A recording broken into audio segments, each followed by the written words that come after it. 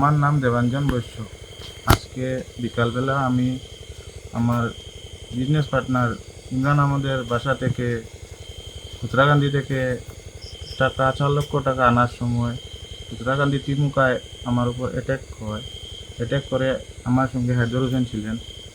তো আমার কাছ থেকে অ্যাটাক করার পর ওরা টাকাগুলো নিয়ে যায় এবং মারধরও করে। এটা নিয়ে বিচার চাই। এটা নিয়ে আমি বিচার চাই প্রশাসনের কাছে। আমার নাম দেবাঞ্জন বৈশ্য। আজকে বিকালবেলা আমি আমার বিজনেস পার্টনার ইমরান আহমদের বাসা থেকে খুচরাকান্দি থেকে টাকা 4 লক্ষ টাকা আনার সময় খুচরাকান্দি তিমুকায় আমার উপর অ্যাটাক করে। আমার সঙ্গে হায়দর হোসেন ছিলেন।